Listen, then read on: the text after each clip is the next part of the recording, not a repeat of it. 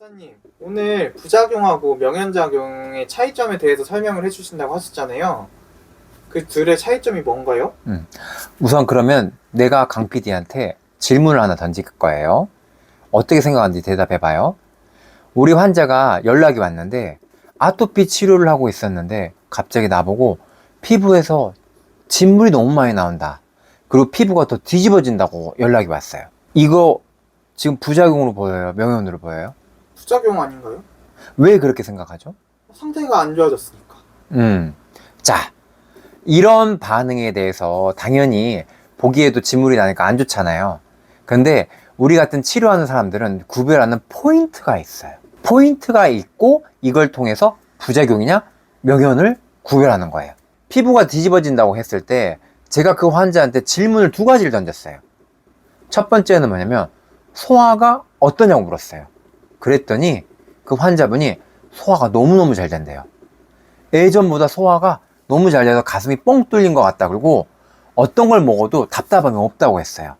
그리고 두 번째를 뭘 물었냐면 변 상태가 어떤지 물었어요.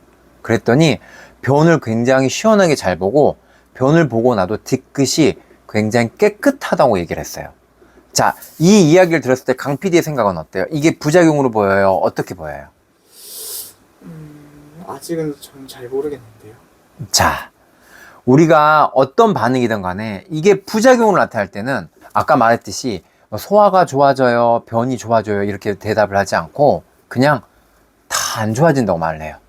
예를 들면 예를 들면 설사를 하더라도 기운이 굉장히 떨어진다고 얘기를 하지 속이 편하다고 얘기하진 않아요.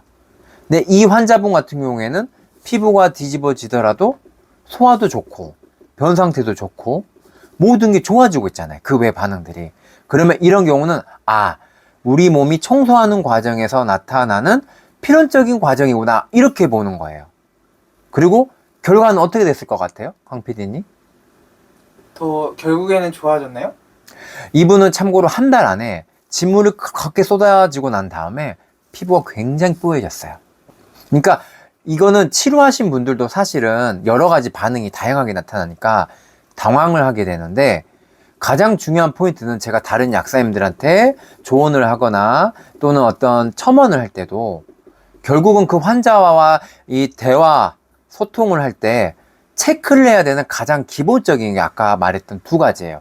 그리고 제가 환자분들한테도 항상 질문을 드리고 본인들이 체크를 할 때도 그 두 가지를 보고 어떤 이상한 반응이 나타나더라도 그 두 가지가 흔들림이 없으면은 너무 걱정하지 말라고 꼭 당부의 말씀을 드려요. 그리고 이런 반응은 여러 가지 형태로 나타날 수가 있어요.